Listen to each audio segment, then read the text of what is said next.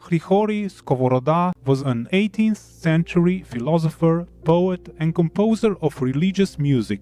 A number of his writings can be found in his songs, several of which have been adapted to Ukrainian folk music.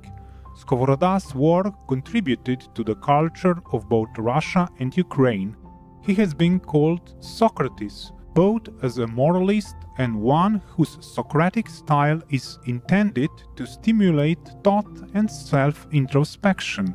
At the same time, Skovoroda's writings are imaginative, witty, and dramatic, with themes that highlight happiness and appreciation of life. Skovoroda did not seek to have his work published while he was still alive. He was more concerned with living in a manner true to the moral values upheld in his writings. 3 days prior to his death, Skovoroda went to stay with one of his closest friends. Each day he left the house, and it was discovered that he was digging his own burial place beneath a tree. On the 3rd day, he announced that his time had come, and he simply lay down and passed away. At his request, his epitaph said, "The world tried to capture me, but didn't succeed." In recognition of his works and numerous contributions, Hryhorii Skovoroda's portrait was printed on the second largest banknote in circulation in Ukraine, the 500 hryvnia note.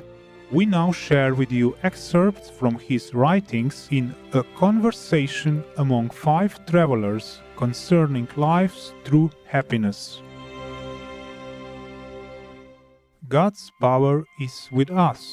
We have peace with God. You have to stand bravely and give no ground to the devil. If you resist, he will flee from you.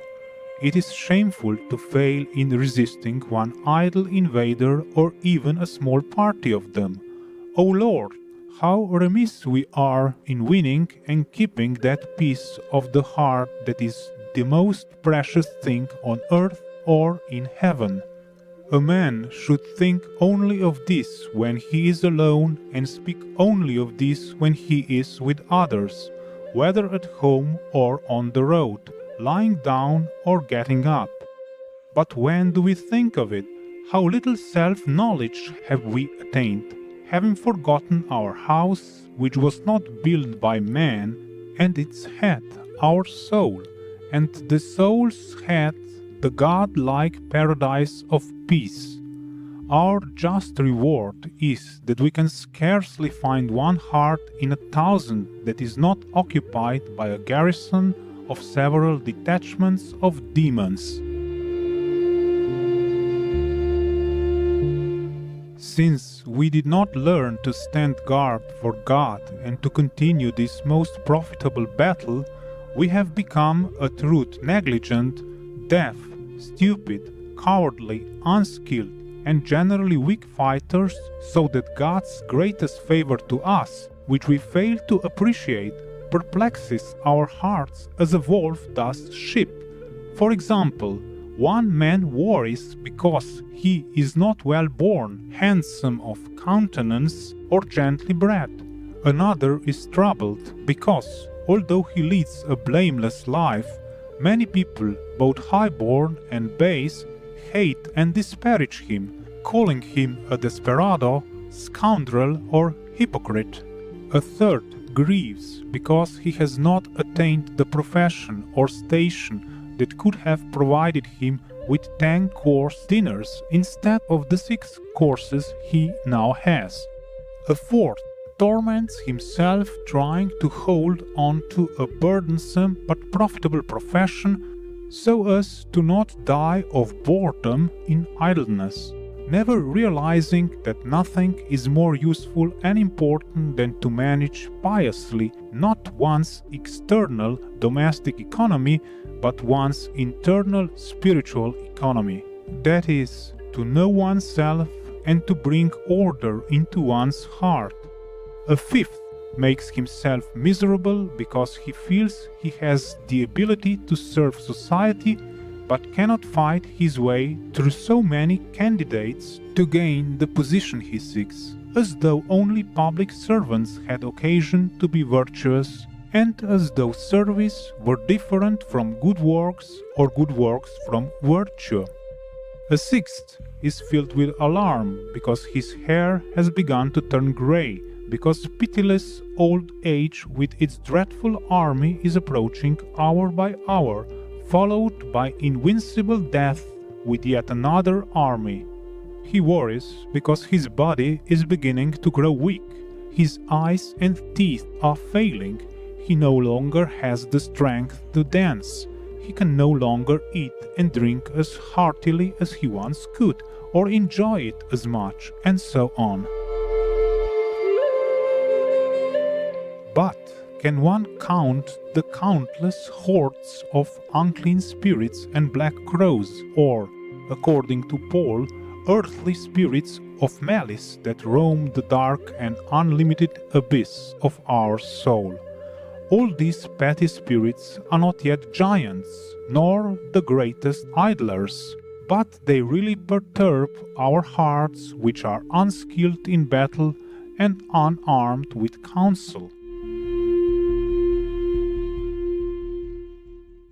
But was this the kind of heart found in our ancient ancestors? Listen to what Luke writes about the first Christians. In them was one soul and one heart. But what is it? What kind of a heart was in them? Besides harmonious love, it was filled with rejoicing that they were counted worthy to suffer shame for his name. And here is another heroic heart. We who are slandered take comfort. I rejoice in my suffering. Who can read the part of his epistle that is read on the day of his victory without being amazed? It is a spectacle of the most wonderful miracles that captivate the heart's eye. What a miracle! What brings others bitter disappointment brings Paul mirth, because his breath or soul is like a healthy stomach, which thrives on the coarsest and hardest food. Is this not to have a diamond heart? The heaviest blow shatters everything else, but strengthens him. O peace, you are God's and God is yours. This is true happiness, to obtain a heart encircled by diamond walls and to say, God's power is with us, we have peace with God.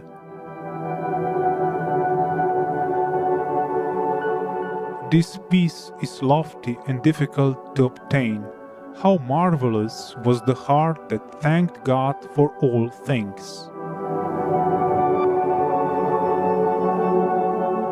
It is difficult, almost impossible, but it is worthy of the greatest effort.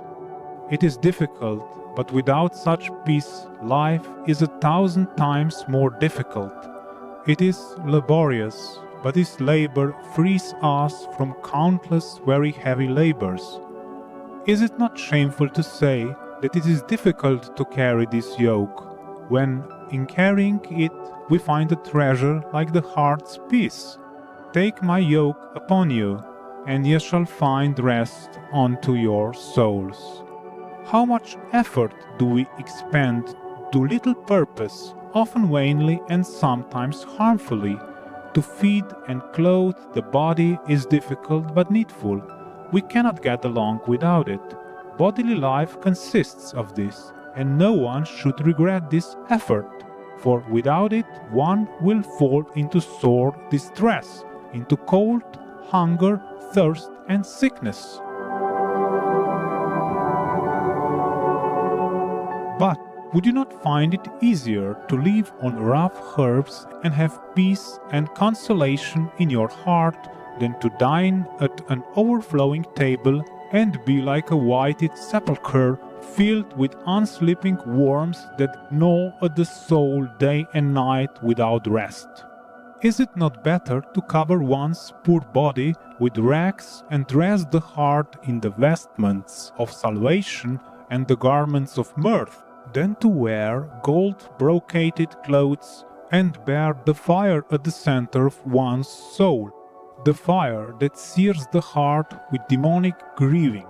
What profits you to sit in your body, enjoying every comfort among the beautiful corners of your house, if your heart is cast from an ornamented chamber into the outer darkness of discontent? Enlightened viewers, it's been a pleasure to have your company on today's Words of Wisdom.